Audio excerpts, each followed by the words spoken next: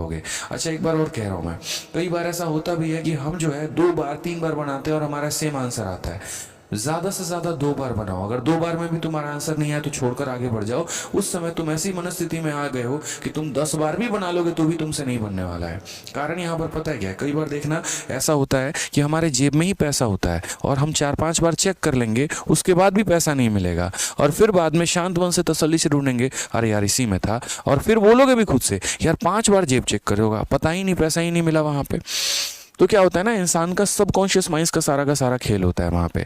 ठीक है, आप कितना भी ट्राई करोगे वो आपसे उस समय नहीं बनेगा, शायद बाद में सेंटर से निकलने के बाद क्लिक हो जाए। तो इसीलिए उस समय उसको छोड़ के बाकी सवालों पर फोकस करना है, ताकि आपका माइंड डाइवर्ट हो जाए और फिर उसके बाद वापसी में जब देखोगे ना तो शायद वो बहुत आसान सवाल लगेगा। ये मेरा टेक्निक होता था हमेशा।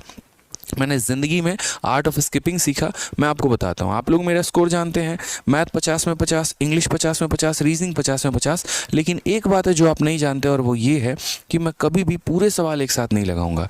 जैसे मैंने पेपर अटेम्प्ट किया, रीजनिंग में मैंने 22 सवाल किए थे, मुझे याद भी याद है। मैथ्स में मैंने 24 सवाल किए थे, मुझे आज भी याद है। इंग्लिश में मैंने 23 सवाल किए थे, और जीएस में उसके बाद शायद 18 या 15, पता नहीं जितने सवाल किए थे वो ध्यान नहीं।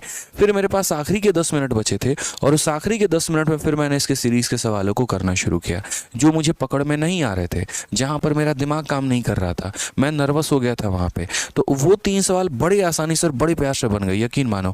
मैं शुरू में जब उसको बना रहा था ना, तो दुनिया में जितने तरह के पैटर्न होते हैं सारे लगाने की कोशिश है भाई की, बन कुछ भी नहीं रहा है।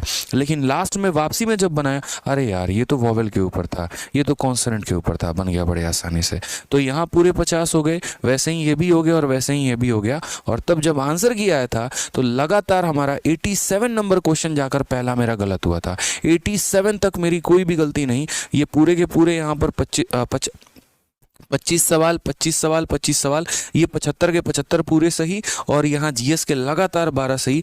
13वां क्वेश्चन मेरा जाकर गलत हुआ था। ठीक है, इसी में हमारा ऑल इंडिया रैंक 114 आया था। तो ध्यान रखो इस तरीके से यहाँ पे।